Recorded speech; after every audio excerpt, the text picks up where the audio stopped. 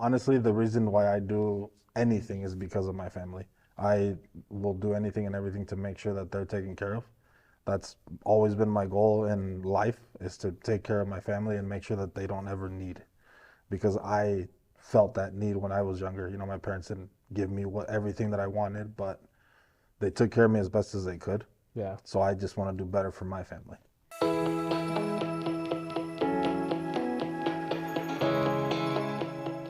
All right, we are back with another episode of Humble Kings. There's a real. Just kidding. I'm just kidding. Hey, we actually did bring Humble Kings back. We had our first tape in last week. Are you recording right now? Yeah, we're live. Clock's going. Gotcha. We're actually here for our Humble Podcast, if you didn't know. All right, welcome back for another episode of our Humble Podcast. I'm your host, GT. This is Christina. Christina, how you doing today? I'm doing great. Great. You said my name like twice. Yeah? Yeah. Yeah, I did. That's okay. And we got with us, are we going with Luis or DJ LuLu today? Luis is fine. Luis, all right. We got Going Luis with the government. in the studio. It's an actual person. Yeah, it's good to have you in the studio, man. Good to be here, man. Welcome to our Humble Podcast. Thanks. So, icebreaker. All right. Salsa or queso? Salsa. Salsa? Yep. Because there's many different kinds, and you can mix it up and make a whole bunch of different combinations. Queso is just kind of queso. Do you have a good salsa recipe? Yeah, I have different salsa recipes for different foods that I cook. Okay. Yeah. So it's customizable. Yeah, it changes. I like it. I'm glad we brought queso. All right. That's going home with us. When he looked at the snacks, I was like, it's because you're you. With the chips and the salsa. I mean, we've brought chips and salsa before. I was just joking. Wait, it was a joke. I thought you'd appreciate them, though. I did. I appreciate it. What was it, the cilantro lime? Is that the ones that we got? The tortilla chips? Yeah. You got two.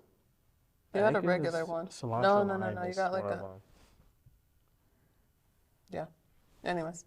Anyway, we've done this cilantro lime before, and like it's like good chip. All right, Like cool. the lime is very present. It's got that like tartiness to it. It's a little salty. Like it's good chips. Cool. I mean, it's not a plain tortilla chip, which is my favorite, but The other ones were plain. I don't know. Yeah. So Luis, why don't you just like unpack your resume? Introduce yourself. Introduce your name, social security number, where you're from. Don't have one. What? My name's Luis. I run a garage door business, and I got a wife and seems like a million kids. I got 3 boys and a girl. The youngest is gonna be 2 next month. Actually, we're just talking about what we're gonna do for his birthday. 3 boys and 1 girl. Yeah, and then from there, it's my daughter. She is 9, and then I have a son. He's 12, and then another son. He's 14. Just a bunch of kids. I love them. They're what keep me going. To be very, very honest with you, my wife and my kids are why I do what I do. I get up at 5 a.m. and go to bed at midnight most nights. Are you still going to the gym? I stopped for a little bit. I need to get back into it. Holidays kind of fall off. We were talking about going today. Oh yeah? After You guys session. are crazy. I don't know if we'll have time. Let's see if we can slide it in there. But yeah, I mean, honestly, the reason why I do anything is because of my family. I will do anything and everything to make sure that they're taken care of. That's always been my goal in life, is to take care of my family and make sure that they don't ever need. Because I felt that need when I was younger. You know, my parents didn't give me everything that I wanted, but they took care of me as best as they could. Yeah. So I just want to do better for my family. Do you think like you're better off because you didn't get everything that you wanted? I think so. Yeah. I grew up in a single parent home, so I had to learn a lot on my own. I had to be the man of the house because my dad wasn't present all the time. And then the little bit of time that we did have together, it was iffy. Like our relationship wasn't like the best until I got older. that's when everything got a little bit better because I think he understood me more. And you know, I think I'm dealing with that with my 12-year-old right now. Is he's in like that state of like, I don't really know who I am, so I'm still trying to discover who I am as a person. So we butt heads quite a bit, but the other ones, I mean, they're still either too young or like my teenager. You know, we're like two peas in a pod. We have so much in common, from anything from baseball to video games to just about anything. It's your oldest? But yeah, Yeah. but I can see that. my 12-year-old, that's the one that we kind of butt heads because I think he's barely discovering who he is, and I'm still trying to figure out his likes and dislikes because they change. So That was gonna be my question. Was which kid do you think is most and least like you? I would agree with the oldest. I think the oldest is, which is funny because he's adopted. Right. So That's what I was thinking too. I was like, I was gonna say the oldest, but I met him when he was 1. I saw him take his first steps, and he never knew his dad. So I was his dad. All he knew Like was that you. was me. Yeah. And I was young. I think I was 20, maybe 19 when I met them, and we got pregnant with my 12-year-old. And like I said, with anything in life, I just had to I got pushed into it or got put into that situation by my own choice, and you know, just kind of grew with it and made it work. But it was not easy by any means. Right. You know, being a parent that young, I never thought I was gonna be a parent that young, and it taught me a lot. And I mean, I'm not old or anything. I'm in my 30s, and I've learned so much in those like 13 years that I've been a parent now. Parenting definitely teaches you a lot. Yeah. It's like I heard somebody say like it's like learning the world all over again. Yep. I unfortunately don't have a whole lot of patience, so I'm just like I expect them to know things that they don't know, but how do they know it if they don't know it? You know, like it doesn't really make sense. But yeah, that's something I'm just learning about. Yeah. Parenting is just slowing down and getting down to their level and helping them to figure things out because, like you said, they are still figuring it out. Yeah. So my wife is super good at that with our youngest. She was a teacher forever. Nice. And she knows, like, you know how in school you have like certain rules that you have to do, or like certain like, okay, we have to go through these steps before we escalate the situation. She knows how to do those things with like our younger kids. Now the older ones, they bait her, and she falls right into that trap almost every time. But she's helped me to understand how to like be more patient because I'm the same way. I'm very like, I have a short fuse, and when they don't listen, I get angry quickly. Yeah, it's tough. But like with our younger one, like, hey, if you yell at him, you're not gonna get the same result like as if you, hey, what are we doing? Why are we doing that? And I tried it one time and it worked. I was like, interesting. But she's got knowledge. I mean, I do too, but teaching in a school environment versus teaching at home is very, very different. So she has shown me some of those things, and I'm super grateful because otherwise, you always want to raise the next one to be better, and you learn from the mistakes that you did on the first kid and don't want to do it on the next kid. So you're always learning and adapting and changing. Yep. So, yeah. You think you guys would ever homeschool? We've talked about it because of how the school system kind of is right now. Yeah. I don't necessarily agree with everything that is in the school system right now. I also never thought I would have a successful business to where my wife can stay at home. Mm-hmm. So, that opens that opportunity up. Big That time. just means I have to work harder so that she can still stay home, so that when we get to that point, we can do that. Yeah. Got to train up an apprentice. That's right. Nice. no plug. What is your garage door business called anyway? Proper Garage Door Solutions. Nice. I have a funny slogan: if it's not done right, it's not done proper. And literally, I was just kind of sharing ideas with my wife. I'm like, what should I say, or what should I? Because every company has a slogan, Right. and I was like, something with that. Like, I want it to not be correct English, but at the end of it, you're gonna get a proper job done. and that's what we came up with. Yeah, it's got the gets the messages across. Yeah. So, backtracking, I know you weren't born in Omaha. Nope. Can we talk about your, like, where you born, how long you been in Omaha? Yeah. Whatever you can share. So I'm actually from Mexicali, Baja California. That's where I'm actually from. Say it real slow. From Mexicali. Mexicali. From Baja California. Okay. Okay. It's right on the border between California and Mexico. Tijuana's right there. That's where I was born at. You grew up by Okay. Tijuana? I mean, I was only there for a year. Okay. Then I got crossed over. GT knows a funny story about how I got crossed over. I don't know if I'll share it. But I lived in I lived in Torrance, California till I was like 4. And then my brother was born, and then we moved to Omaha. And I started kindergarten at Ashland Park Robbins Elementary. Wow. Good old Ashland Park. Been here since. Yep. And so when I got married for the second, I was divorced and then married again. In 2019, we actually left and moved to Michigan because my older kids were in Michigan. So we left Omaha and moved to Michigan for a year. And that was rough because it's not Omaha. It's very, very fast lifestyle, very, like, everybody is about their own thing. And there's a lot of foreigners out there, more than there is here. It's just busy. It's interesting. Michigan is busy, but it was cool. I mean, it was a good experience. It's something that it was another one of those, you had to adapt. One of those moments where you just adapt and move.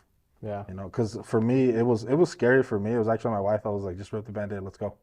I was like, okay, all right, cool. So we left. We were out there for a year. So it was funny. We got married in 2019, and then a week later we left and moved to Michigan. We actually lived at a pastor's house for like 6 months while we were still here.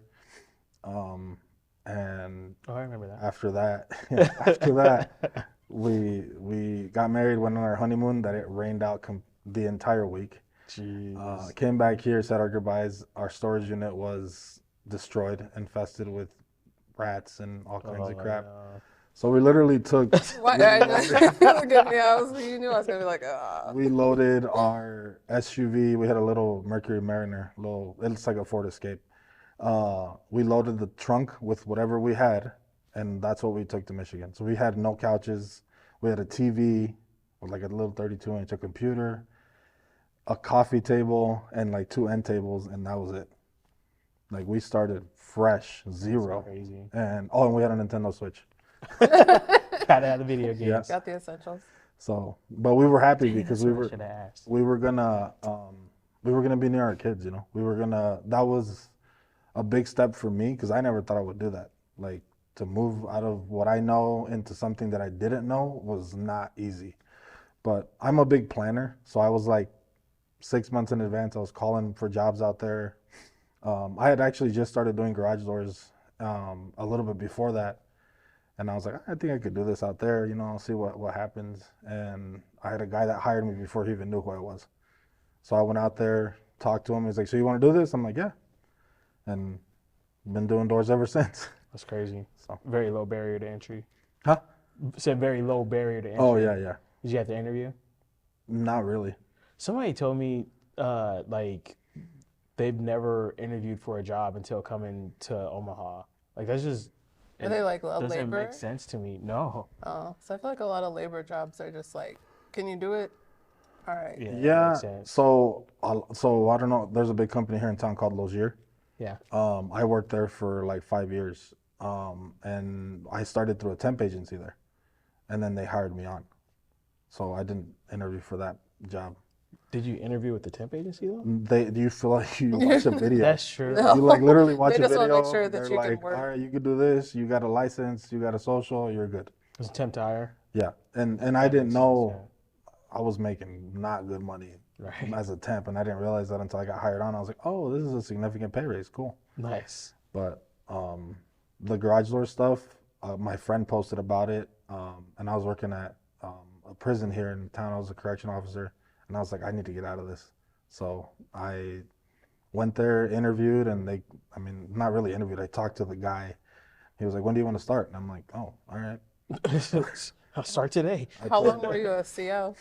I wasn't for that. It was probably like maybe 6 months to a year. I don't remember. It was But something 6 months to a year feels like I don't want to 4 remember years. part of. I have a friend who was one in the stories. I'm like, what? So, Yeah, my wife would ask when I would come home. She's because they actually put the spouses or significant others of the officers through a class when we're graduating, so that they understand like what they can't ask, what they can ask, because there's certain crazy. they want everybody wants to know. So what happened today? Right. Right. And it's like you don't want to know. It's nasty. It's not. None of it's cool. None of it's fun. It's mentally like draining. And I would work the second shift. Sometimes I'd work a double, so I'd go in at 11 a.m. and then I would be home like at midnight or 1 in the morning, and she was up waiting for me, and I'm like, go to bed. I Just go to don't bed. want to I talk don't to wanna talk. anybody because Oh. or sometimes I was covered in like the what do you call it? The like pepper spray. Oh. And I was like, don't touch me. I need to shower because if you touch me, it's gonna contaminate you, and then you're gonna be hurting. Because I mean, when you get into altercations, you use that's your only weapon. Where was this? Tecumseh. That's not in Omaha? No, it's in Tecumseh, Nebraska. So, Gotcha. It's like the supermax of here, I guess. Okay. Yeah. So and I was working for the state. Yeah. so on a lighter crazy, note, what high school did you go to? Omaha South. Oh, cool.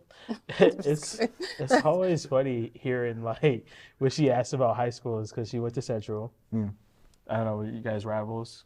Yeah. No, we weren't the worst of rivals. For no. soccer, we were #1, and it didn't matter what school it was, we'd beat them. Is that stereotype? Pretty much. Which is funny because the head coach is a white guy, That's a white funny. bald dude that looks like Mr. Clean. Nice. So They that's got a pretty sweet soccer field. they actually redid the stadium after I graduated. I was pretty upset. I was like, dang, dude, I didn't even get to enjoy the new stadium. Well, when I was in high school, we didn't even have a football stadium, and then they built it after I Central used graduated. to be a prison, didn't it? Or a It was jail? Capitol Hill, Oh, okay. yeah, and then they built the stadium, Seaman Stadium. Stadium. Come on, Nice. stop. I love it. All right. So, garage doors, history as a CEO, family drives your life. But you have another job too. Yeah, we could talk about that in a second part, or we can talk about it now. But I was gonna ask about how we met. So I feel like we met before you guys left because you guys were going to my city, and then getting back together. Well, I mean, I guess it kind of ties into that too because we met through like the Yep. audio through Dwell. Yep. I don't know. Would you like? Yeah, let's talk about DJing. Just to keep from being. You're like, let's talk about how we met, and now I'm like, where are we going with it? Yeah, I just think like it was cool, and Wendy kind of volunteered you to help out with the tech stuff, but I don't know. I guess it never like registered to me that we knew each other before. I said the same thing because Wendy was like, oh, I'm like, I meet so many people. My Yeah. memory is like, if I don't interact with you like There's not like regularly, an actual connection made. well, or if I just doesn't don't see you stick. regularly, like it doesn't stick. And so I always feel bad like when people remember me and I don't, but I thought the same I remember thing. I was faces, not names. Yeah, So if I've seen you once or twice, I'll remember who you are and what you did, like in the church or whatever. As far as DJing goes, so because I grew up in a single parent household, we had to find stuff to do. So the Boys and Girls Club was like our saving grace. We used to live close to the South Boys and Girls Club, and that's where we would go. Because at night, my mom worked at night. So I would take me and my siblings, and we would go to the Boys and Girls Club. And, I was huge into sports when I was younger. I was always playing some kind of sport just to stay active because, I would get bored, or fight with my siblings. I'm the oldest of 10. So there was a lot of people to fight with. that's a whole lot. It's like a team. Yeah. So we found the Boys and Girls Club, and I'm like, oh, I want to go, I want to go try it. And we thought it was cool. There was pool tables, foosball, carpet pool, and all kinds of different swimming, like all kinds of different stuff there to keep us busy. It was like an after-school daycare, and it was like $30 for the whole year. Yeah, that was the one that Braxton was. Yeah, they taught him to swim. Yeah, and so Awesome. when I became a teenager, they had a DJ booth there, and no one knew how to DJ. That's funny. And I knew the teen director there, and I became really good friends with him. And I'm like, why don't we use this booth? He's like, well, nobody knows how to use it. And I was like, well, I can learn, you know, and... So back when they had vinyls? No, it was still, I mean, they had scratchers, and they had a very basic, like, Newmark, just little crap mixer. Now they've come, now they're awesome. But back then, you know, it was what it was. And we used to have to buy music off of iTunes. I don't know if you remember that. You get like cards and you have to pay for the music, and it was like 99 cents or whatever. So I would teach myself how to mix. You know, I was just messing around on the computer. I've always liked music. When my mom was around, on Saturdays we would watch the top 10 on BET. Oh. And we would be eating breakfast. Do you remember when the music channels used to actually, like MTV, VH1, BET, when they actually used to play music videos? Oh. So we would watch the top 10 countdown, and my mom would listen to hip hop. She's super Christian now. Like, you will not have her listening to anything but Christian music. What about Christian hip hop? I've introduced her to it a little bit. I've actually shown her some of your music, and she's like, oh, this is cool. I said, this is the guy that you've seen here. She's like, for real? I'm like, yeah. And then, but she would listen to like all kinds of hip hop. And, you know, I music has always been a part of my life, and I, you know, kind of got engulfed in it. I'm like, I would watch people mix on TV, like just live mixing, and I'm like, this looks cool, you know, this looks like something I would want to do. And so at the Boys and Girls Club, I would just go in the booth and play music and just mix, and like I would screw up and, you know, get better and figure things out, better transitions and all that kind of stuff. And then we started doing dollar dances on Fridays. So we would get the younger members to come downstairs, they would pay us $1, and we created the DJ club. And I would teach other kids how to mix, and then they would run dollar dances on Fridays. That's crazy. So yeah, we had a group of like 6 or 7 people, and then they put us in the Cinco de Mayo parade here in town. Oh, and yeah. we were mixing live while we're driving. Dude. Yeah, so it was a lot of fun. That's crazy. I was just thinking, like, that would be so cool to, like, have again. And I was, like, thinking of a name. And I was like, oh, it could be, like, Club LuLu. And I was like, why does that sound so familiar? And it's a Jimmy John's sandwich. Club LuLu? I was like, why does that sound so familiar to me? I was like, oh, that's the sandwich I like from Jimmy John's. Nice. Now I know where my name came from. No! Oh, gosh. But yeah, so I mean, that's kind of where like DJing started for me, was the Boys and Girls Club. Even after I turned 18, you turned into like a volunteer. I wanted to keep going there because it was all good memories. I enjoyed playing music there. People gravitated towards me because of the music. So I would come back and, you know, keep teaching that class. I ended up being in charge of that class after I could no longer go there as a member. That's cool. And I would volunteer my time and go and show other kids how to DJ. Do you ever go back? I haven't been in a while. The team director, actually, he is in a mariachi band. So I see him at a bunch of different events. But I haven't been back, no. Bro, we should collab. It would be cool, yeah. 100%. We should collab. Braxton went to that South Boys and Girls Club. That's where you learn how to swim. That's where I learned how to swim. That's crazy. Yeah, man. we had a great program. Yeah, we have to. I don't know how they do it now. We used to have to dive 10 feet under, grab a brick and bring it up, and put it on the. That's how you passed your test. Oh wow. Because otherwise you couldn't swim in the deep end. So you'd have to swim a lap all the way across. Like my eyes are bulging out of my head. Yeah, Like, if they had him do that. 10 feet and pick up a brick and swim back up. The brick, I don't know now, but it really wasn't that heavy. It was just a brick that you had to pick it up. Yeah, everything's lighter in water. But you had to swim down there and grab the brick, come up, put it in there. Yeah, but I remember that because I'm like, I want to swim in the deep end. I don't want to be over here in this 3 foot. Like, I can't do it. I was always a bigger kid. So I was like, it was to my chest or to my belly, and I'm standing there trying to have fun in the 3 foot. I'm like, I'm going to go swim over there. We went to the Gretna Y, so that's the gym that we go to, the YMCA's. I got fond memories of the Y. It's probably I mean, probably not even as close as your Boys and Girls Club, because we weren't in a program.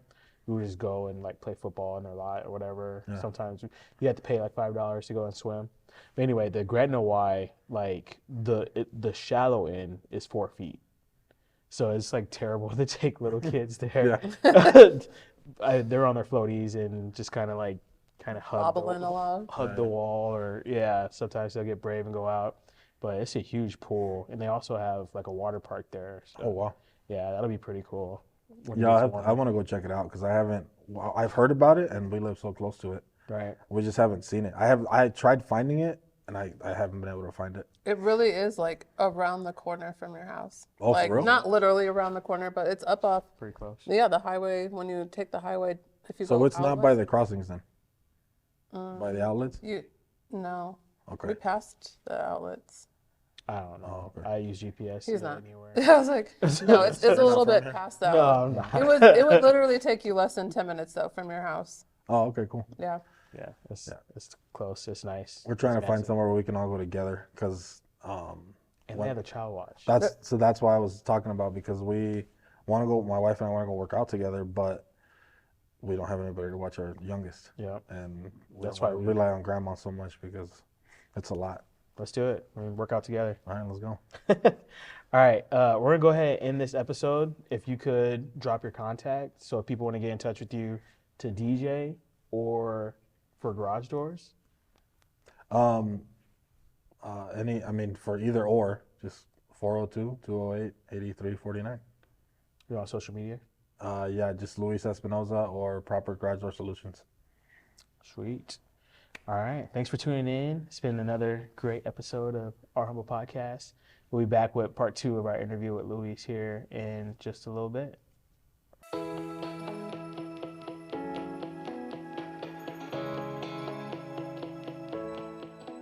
Welcome back to another episode of Our Humble Podcast. I'm Christina, and I'm here with my amazing and beautiful co-host. No?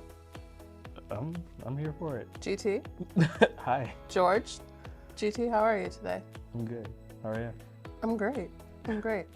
And with us today, we have Luis, DJ LuLu in the house. What's up, guys? So, second icebreaker. PlayStation or Nintendo? I have both, so. But an icebreaker, you have to pick one or the other. Which do you prefer? One or the other? Well, PlayStation. Only because of the God of War franchise. That was my favorite franchise, and it still is. They actually just came out with a new DLC. Okay, I don't like your answer, so I'm going to try. What did you prefer as a child? All we had was a Nintendo. When did PlayStation come out? Not till 2001. They were like teenagers. PlayStation came out. Okay, at the time when both were available. I'm going to say PlayStation. I just want you to be a Nintendo fan. I'm always out. He has a Nintendo. He doesn't have to prefer it. I mean, there's different. I always lose. Mario's not on PlayStation. Mario's on Nintendo, so. Yeah, they have their exclusives, Yeah. which is good for them. That's the whole reason I want a PlayStation is to play Spider-Man. Yep. I put that on my Christmas list. We'll see if I get it. Spider-Man? Yeah, the second one. Miles Morales? No, I played through that one. The second one where the one that just came out. Spider-Man 2, right? Yeah. Okay. Venom's in that one, and I'm pretty excited about that. It looks I love legit. Yeah, the movies. I love him. I just love the character. Roger sent me, and I didn't know this was coming out, and I think it's exclusive for Xbox, the Blade game. Oh, for real? Yeah, bro, look up the trailer. It is legit. So have you seen the Wolverine trailer? It's not going to be a PS5 exclusive. No. Yeah, Wolverine is finally getting his own game. It's super cool. He's like in a bar, like having a drink, and it's him in a cowboy hat, and then somebody tries to attack him, and then he just goes off. He hasn't had any games before? Other than like the X-Men games that were trash whenever they came out. Bro, Marvel vs. Capcom? Oh, those were cool. Yes. So I was big Mortal Kombat, like all those fighting games. I'd probably have them all.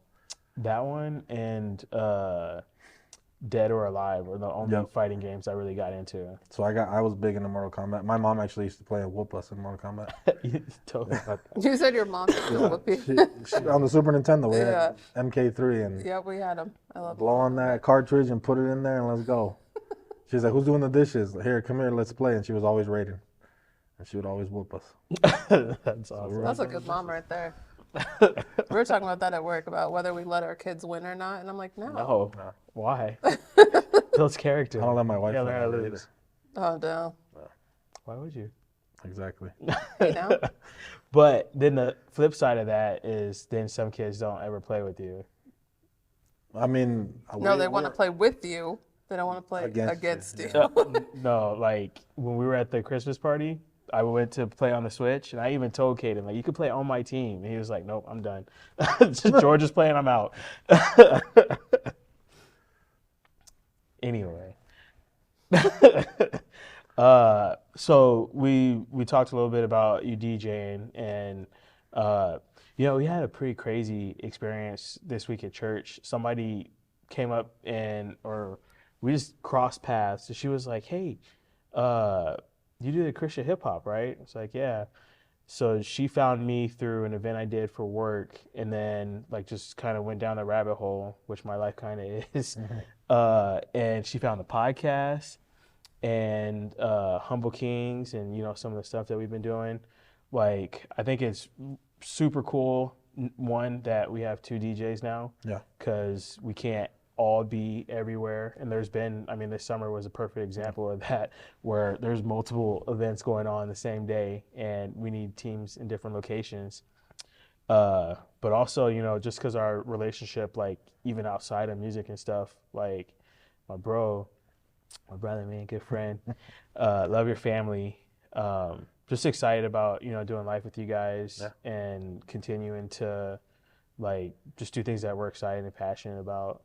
So the DJing, would love to have some opportunities to get you into some different circles with the DJing. Yeah. I know you've done 3 weddings this year. Yep. 1 in Virginia and 2 here. Is that something that you'd like to do more of? I had a lot of fun. My favorite one was the one in Virginia. It was a full-on rave. And I had never done a rave before. I was super nervous for that one because the bride was very, like, specific with her playlist. And she was like, can you play this stuff? This is kind of what I want. And then I told her, I said, when DJs have a little bit of creative freedom, they can mix in what you want with kind of what they know will get people dancing. Yeah. And she was open to that, and it turned into a blast. Like, you ask her, she was like, this was a lot of fun. And their original plan was a speaker with a Spotify playlist. And when it's a good friend of my wife, so I was like, you know what? Let's go out there. I'll DJ for him. And we'll have a blast. Because to me, it's not a job. To me, it's fun. Right. Because I get to play music, get people dancing. When people are up and dancing, it makes me happy because it means I'm doing my job. Right. When the dance floor's empty, it's a little frustrating. But but I have to figure out. That's where, like, the brains of it comes in. Like, all right, they don't want to dance to this, so let's try this. And you try a little bit of everything, and then when everybody dances to Cha-Cha Slide or the Cupid Shuffle, everybody's gonna dance to that. Right. It's the other stuff that will keep. Are they gonna keep dancing? Mm-hmm. If you throw in a country song, or it has to be a certain kind of country song for them for them to dance, or certain kind of pop music or whatever. They're not gonna dance to everything, but if you have bodies out there moving, then I'm doing my job, and that was my biggest thing when I DJ is making sure that people like the music that I'm playing.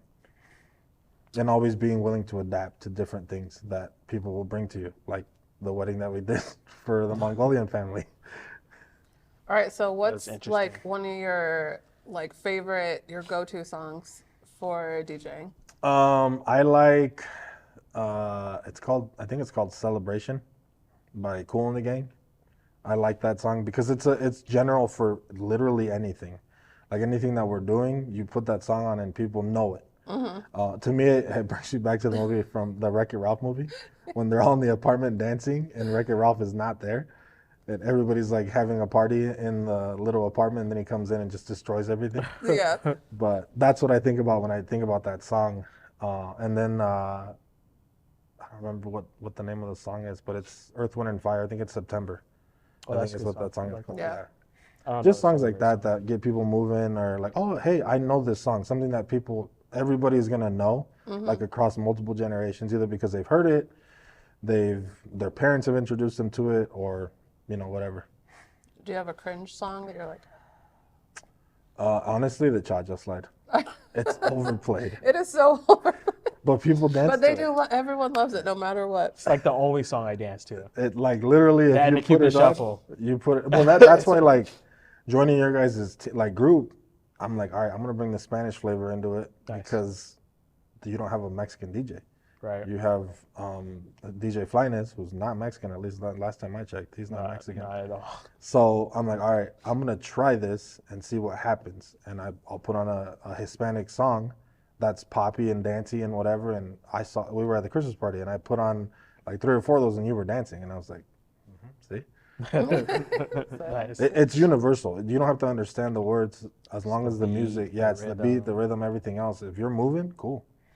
And a lot of people that speak English collaborate with Spanish-speaking artists to make music. So I sent you one, the KB song. I don't remember the name of it, but it wasn't Fuego, was it? it was Fuego. Fuego? But there was another one that you sent me. Can't. It's No? No, where did we go? Oh, it was when we came to your house. It was for Thanksgiving, I think. Remember, we went there to eat for something, and then you were stuck on the word fuego. Like, after everything was fuego. Fuego. Like, that's fuego, huh? And I'm like, no. I still remember when you were texting me in Spanish. I enjoyed that. I wish I could have just taken a video of him that whole time, because he was like, Google, translator. And I was like, For a second there, I'm like, George is really good at Spanish. Dang. He said, No, show me. I'm Google like, is good. And then when he translated a certain word, I'm like, oh, okay. it was hilarious. His face was so red. He was cracking up so hard. Good times. Good old times. Google Translator. So, business owner, dad, DJ, like, you've got a decent resume about you, right? I think so. What are some things that you're learning at this point in life? How to balance it all. It's a lot, right? Yeah. I was actually just having a conversation with my wife about taking some time off now that the holidays are here, because I don't know how to do that. I'm terrible at taking time off. Like, I have an extra day off, and my mental is like, okay, I have these clients that I could potentially call because they have pending work that needs done, but it's also Christmas. Like, stop, put the phone down, just shut everything off and hang out with your family. So I was talking to her. I'm like, I want to take additional time off just to be here with you guys. And she kind of looked at me like, are you psycho? Who are you? But it's because of that, because I recognize that, like, they need me. For sure. Like, not just what I do or what I offer, what I bring to the table, but they need me. Your presence. And my youngest is getting to the point where I come home and him and our dog run up to me, and they're just all over me. Yeah. And he's at the age where he's starting to understand, like, my dad's coming home and I'm anticipating seeing him for the first time in 11 hours. I was with my mom all day. I just want to see my dad, kind of deal. My older 3, they're at that age where, if I don't make an impact now, I'm going to miss out on that opportunity. And they're not going to they're going to see me as, hey, can you buy me this? Can you buy me that? And cool, that's fine. That's not what I want for them. Right. I want them to, hey, can I come to you to talk to you about something that happened at school? Hey, can I come to you and tell you something that I don't know if I can tell you? Like, kind of thing. And, I want to be present so that they can feel confident to come and talk to me, because, if I'm there every time they need something physically or like financially, that's one thing, but it's a whole nother thing to be there like spiritually or connect with them on that intimate level. And that's kind of where I'm at right now, is trying to figure out how to do that and balance my work life and the DJing and everything else. Dude, that's so good. So good. It's not easy. Yeah. It takes me back to what we were talking about in the first segment. Yeah.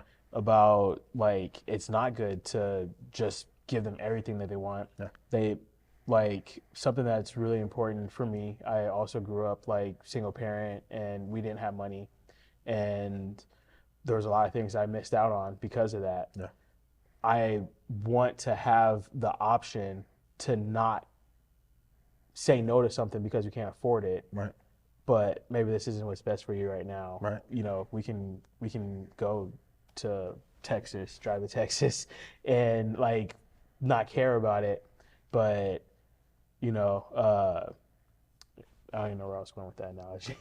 Anyway, you being present is a lot more impactful. It means a lot more for your family than the material stuff. Right. And we'll talk, and my wife goes, "We could live in a cardboard box. I want you there." Yeah. You know. Then we were actually talking about my son. He's gonna turn 2 in January, and we're not gonna throw him a party. We're gonna go do something with him. Nice. Because what are we throwing a party for? We're throwing a party for everybody else. Right. It's not for him. He doesn't know. He's not gonna, oh, cool, I had a party at 2 years old. Hey, let's go somewhere and do something together as a family, all of us, and create that memory. Because there'll be pictures, and when he turns into a teenager, oh, cool, I went to go do that. I was goofy or whatever at that age, or did whatever. Those things are becoming more important to me as I get older, is those experiences with my family, with close friends, rather than, hey, look at me, I'm flashy and have all this stuff. Right. So I don't care about any of that stuff. I just want my family, again, to be taken care of. And if that's me being present, then that's what it is. I think that's like something common that's going on right now is just like things just get produced so much faster now than they did when we were kids. Like technology, everything just gets produced so much faster. That's like kids don't even like appreciate something before something new has like caught their eye. Adults too, all of us, you know what I mean? And I think sometimes we get caught up in like, especially when you come from not having a lot, like you want them to have those experiences, but at the end of the day, like you can buy them the new game system or, you know, this cool $50 toy, but like you were saying with like the being there and doing something together and like giving that attention and just that intentional time, like it's going to mean so much more in the end. So I think that's a great phase of life to be in. Yeah, so one thing that my dad, I think, messed up on is he would just buy us things. Like, he would like, oh, okay, what do you want? You want this? All right, cool, here you go. And because he had the means to do it. Like back then, things didn't cost as much as they do now, you know? Right. One thing that I can like, the anticipation of waiting for something, the Zelda game that just came out. That was years in the making. People had to wait for that to come out, and you appreciate it so much more because it took so long to come out. Rather than they pop out the PlayStation, now they have the PlayStation Slim, and now the portable, and like everything is within like 1 year span, and people have to go buy it, and then they have it, and then they don't use it. Like I would much rather go somewhere and create a memory than, here you go, here's a video game, go, leave me alone. Because that's what they're gonna do. Is they're gonna, all right, cool, I'm good. Bye. For a little bit, and then I'm gonna get bored, and then I'm gonna go and hang out I with need you. something else. Yeah, and then if you can't give them something else, then, oh, well, what are you here for then? And that's not what I want. At least for me, I don't want to instill that in my kids. I don't want them to just, I'm not money bags. Right. You know, and we are more well off than I was when I was younger. Right. And I'm super grateful to God for that, because without him, none of this is possible. Like I am where I am because, you know, we did the hard work, we prayed, we talked about it. Like the hard decisions, we don't just do them. Like we ask God first, and then, you know, we talk about it. And up until now, everything's been taken care of. You know, all of our bills have been taken care of. My family's been taken care of. We haven't had to deal with a lot of illnesses or a lot of crazy things other than like the car accident. Everything else, you know, because of God, has been taken care of. You know, and that's one of the biggest things as the man of my house, is trying to instill that in my kids. And it's hard because they're teenagers, you know, and they didn't always grow up in the church or with knowing who God is or whatever, or they did and then they fell away from it because of our faults. Yeah. It's tough. Parenting's tough. Yeah. You mentioned something earlier about like just finding that rhythm and being able to rest. It's something that is super important. We know that, Yeah. right? I was telling somebody a couple weeks ago, like, rest is actually part of the grind. Yeah. You can't. So there's a story I heard about two men that were tasked to chop down a tree. Let's say it's a walnut tree. I don't know if walnuts grow on trees, but it's a walnut tree. And one man just went, you know, I got the endurance, I got the strength. I'm just gonna go start chopping away at the tree. You know, he's giving everything he's got. You got like half a day to do this. The other guy took half of his time sharpening his axe. Which one do you think chopped down the tree faster? The guy with the sharp axe. With the sharp axe, right? You got to have that rest to refresh and sharpen to be able to like perform at your best. And, you know, we got to take care of our health too. Just, you know, going at a crazy pace all the time will definitely burn you out and drain you. So that's something that I feel like we've been a lot more intentional on this year, is just taking time to get away and not having an agenda. Being able to go to Florida was like huge, like first time it's ever happened, like in my adult life. And it was really refreshing, and, you know, come back and grind for a little bit. Now we got decent Christmas break, so I'm glad that you have that coming up. Yeah. What do you do to recharge? Play video games. I'll go hide in my little man cave and I'll play. I mean, I'm playing with my kids or with my wife, or all together at the same time. But I'll tell her, I'm like, hey, I need to go shoot something or kill something for a little bit, or pass this mission or whatever. And she's like, yeah, go ahead. Collect that star. All done. I'm down there, collect the star. Hey, Mario. Yeah, Mario. And I'll go, and for like an hour, I'll just sit down there. And sometimes I'll fall asleep mid-game. Do you get the slump? Yep.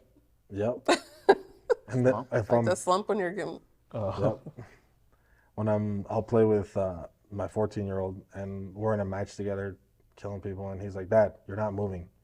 Are you good? You stop moving. You stop moving. Are you asleep? Did your controller die? And I'm like, no, I'm like, good. You don't know me. That's funny. Or I'll be moving My battery sideways. died. He's like, why are you moving sideways? You're drifting? But yeah. So I mean that's what I do. Board games. Board games. Actually, competitively. My wife is the one that really introduced me to the board games. Oh, nice. Because I was like, board games, really? No, that's not me. And then, you know, I was like, oh, there's competition in this? Cool. I'm in it. I'm in there. Go. I'm very competitive. I'm not a sore loser. My wife would say I'm a sore winner because I don't lose that much. You just rub it in. Yeah, I'm like, I can't stand people like that, man. all right. Get out of here. But she would say that. But when she wins, which is every now and then, she's a sore winner too. So I beat you a lot because she can't beat me in your anything. face. Well, we used to go to group. We would always be like, all right, are we ready? Because you already know the Espinozas are gonna be on it. It's gonna be heated. And I learned a bunch of different games from her, and like I like when games have like a lot of like little mini figures or stuff like that. Mm-hmm. I'm a huge nerd when it comes to that kind of stuff. So when games have that, I'll buy it just to have it. I'm like, I'll learn how to play it eventually, but I like the little mini figures, all the components of a game. Did you ever play Risk? So no, I've always wanted to play. Nobody wants to play because it's a super long I've game. always wanted to play, but I've never played. Right, let's do it. I'm sure we had it as when we were kids, but no, like we played board games. No, we can't play as people. It's not gonna end in one session. No. We're gonna have to like. You have to leave it up. Yeah. It's a long game. Yeah. Oh, yeah, that's what I'm saying. We had it as a kid. Like my aunt got it for us, and nobody ever wanted to play because how long it took. It's like Monopoly. It's longer than Monopoly. Steroids. Yes. Yeah, dude. That's crazy. It needs its own little corner. It's like when you do played it before, and we 20,000 piece puzzle, you gotta save it. What? And there's like different I don't know what it is exactly, but you're like have your little army, I think, and you're. It's the map, right? I think so, yeah. But there's like different ones now. There's like Risk Lord Rings. There's tons. Why don't we do like a condensed Risk? I don't think you can. That's not Risk then. It's like Risk. They got like the Monopoly Express or whatever it is. Why do you want to make everything fast? So we can actually play. I mean, you want to get the game, and we got to have a table to keep it set up. That's all right. We got tables. Okay. We need Let's do it. We need a Florida trip, but with the Espinozas with board games. Dude, let's do it. And I've always wanted to go to Florida. The place we were at, the resort we were at in Florida, like top notch. So we had like a whole like 2-bedroom suite to ourselves. Yeah, it was like 2-bedroom apartment basically. So the resort we went to in Virginia was like that. Okay. Like, and we paid next to nothing for it. Like, it was crazy how good of a deal we got on it. And it was like kitchen, dining room, living room, Yep. 2 bathrums. One had like a 2024. jacuzzi. I'm like, dang, dude. And board, you were bringing risk. Like, no, we're exploring the beach. We're not gonna be at the whole. Let's play Risk. The beach is out there in the background. No. We'll play Risk on the beach. Risk on the Problem beach. solved. Crocodiles. Get a resort on the beach. We actually had to go looking for alligators when we were there. Oh yeah. They weren't just like walking across the street like I was hoping. Like we actually had to go to it was like what was that? You guys stayed in Tampa, or where'd you guys stay? We were in Orlando, but we went to, it was called Christmas, Florida. They have like an Everglades, like I felt like we were literally on the set of like the Lion King movie. For real? It was so dope. It was literally. There's no water in the Lion King. The watering hole. What's Okay, so cool about the but watering hole? Yes, there's I feel water. like Lion King is a desert. Like the How majority do they of it. survive? They need fluids. The water. It's a watering They hole. do. I'm just saying, like we were surrounded by like marshes and swamps. Like She's talking about Princess and the Frogman. But no, then there's like straight In the land with bayou. like the big trees that look like giraffes were gonna come out and eat leaves off of them.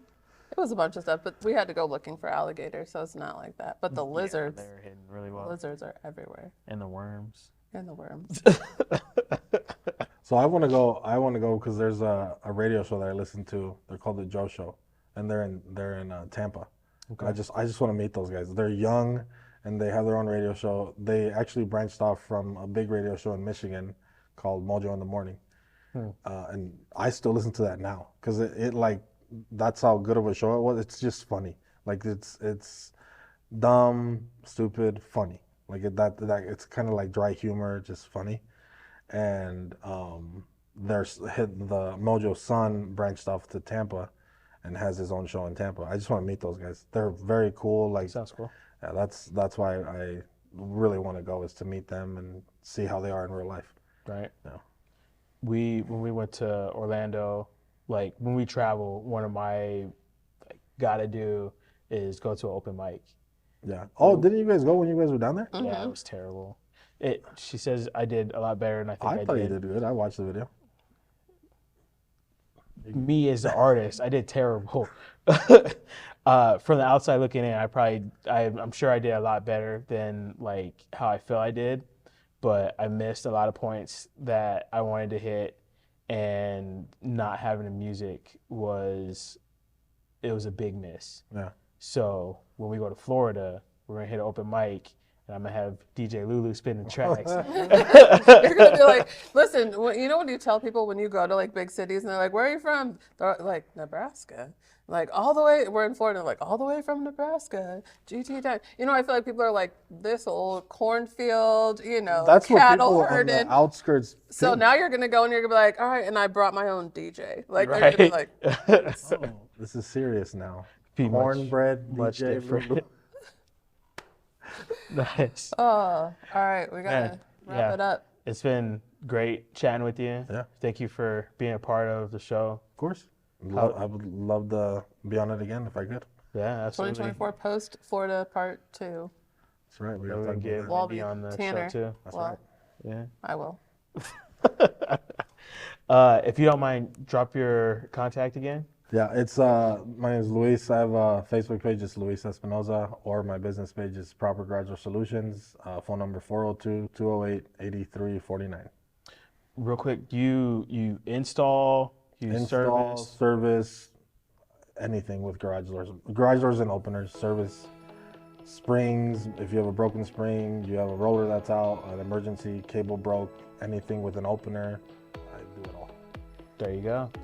All right. Well, thanks for tuning in. This has been another great episode of Our Humble Podcast with another awesome guest, and we'll be back next week.